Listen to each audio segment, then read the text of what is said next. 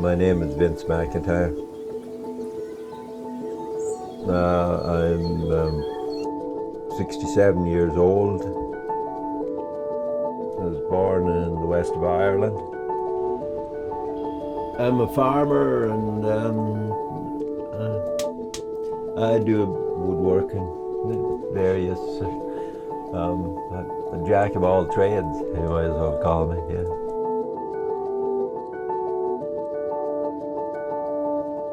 I've lived here since 1979. I found this place by accident and decided to camp here.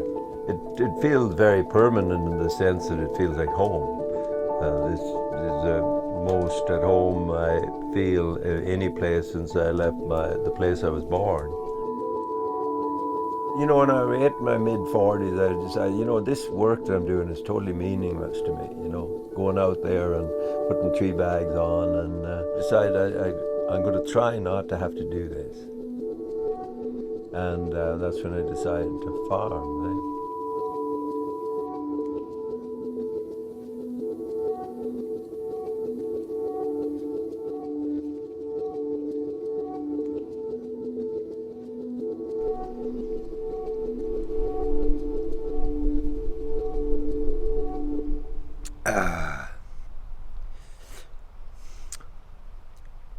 I worked in mines and logging and all that, and it's brutal hard work. You know,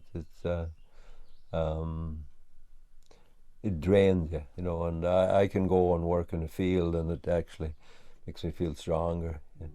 I'm sure a lot of people, you know, in the modern world would look at this and they wouldn't get it. They would maybe even call it backwards. What would you say to them?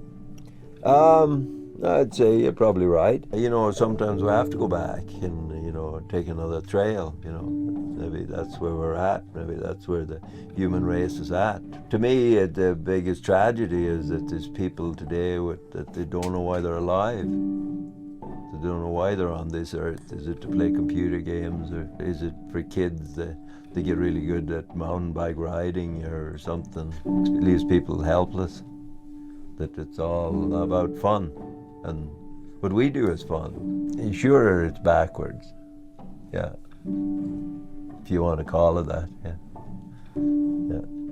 I like stories. I like to talk to people. I'd like to visit more people. I'd like to get their stories. I'm doing a lot of talking, but I'm totally curious about his story and about your story and about her story and the whole, you know, I love stories. That's the way I find the good in humans, the people I work with.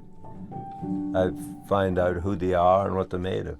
I figure working from the heart and working with a sense of freedom is, you gotta have the balance, eh? You have to have the discipline to get up in the morning when you have to. You have to be courageous and you have to put up with discomfort and all this stuff. And if people that come to work for me are not working for the heart, they're in the wrong place. Who is Johnny? Johnny? Yeah. He was a fellow that worked for me for off and on for a couple of years. I left him in charge of the cows one time, and one cow got pretty sick because he hadn't been doing what he said he was doing. He had potential, but he didn't get the fact that you had to be devoted. I think in today's world it's not necessary, because when we depend on an industrial system for our survival, we might protest all that and think that we're defeated and so on, but it still works, eh? But if we want to get our power back and be able to do things for ourselves and not pay other people to live our lives for us, we have to be devoted. We have to learn stuff and stick with it. It will define our lives instead of us defining it. And if kids don't have that, like I know people that are 40 years old and they're still babies, that treat me like a parent or something, you know? We have lost that concept of manhood and growing up and all that somehow, you know.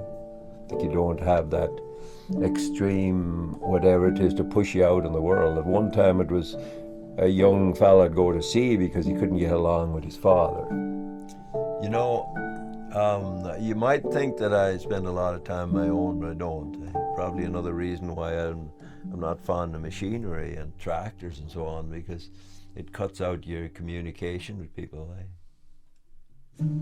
And though I find that the more mechanical advantages you get, the less need you have to communicate with people. It dehumanizes the whole thing, and I think that's what's wrong with, one of the things that's wrong with industrial agriculture, is it's a lonely life.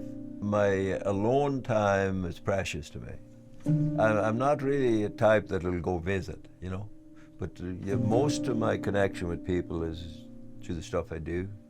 It has to have some meaning to it. Like somehow I've never been really big in doing stuff for myself, and it has to be bigger than myself, you know, whatever. If I have to have a motive for what I do, otherwise I'm totally lazy. You have to see what you're doing as being fairly important, and maybe a part of your survival, and then you can do what I do.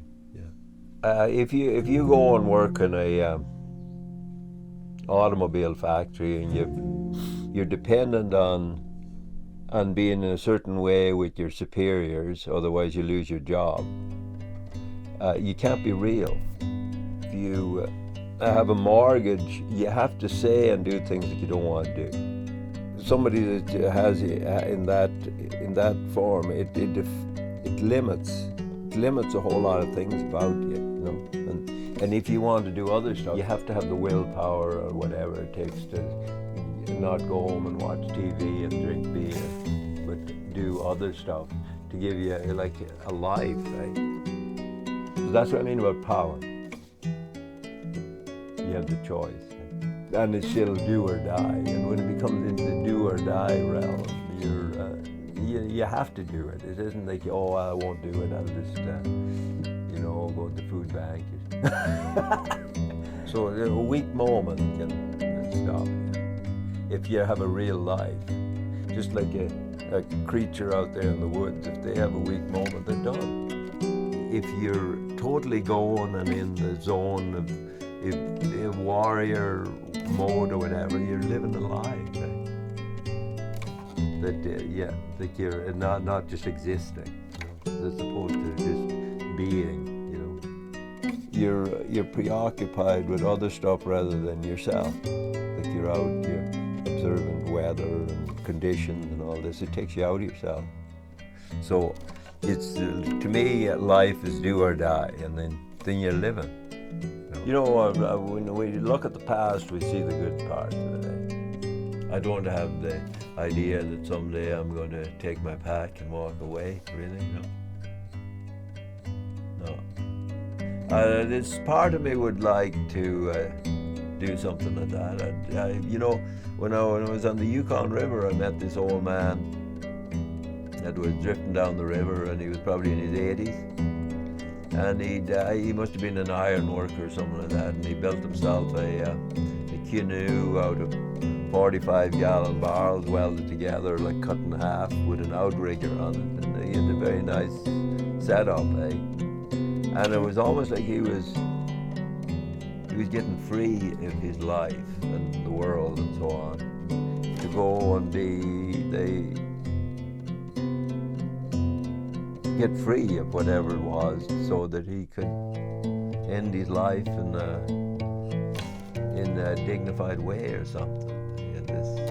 And that always intrigued me, that old man had the courage to do that, because a lot of people look for the comfort of being cared for and all this, and maybe having an easy time in their wheelchair or whatever. But he was doing what I thought was heroic. But I feel more comfortable now that at this age in my life that I'm not so concerned about the outcome.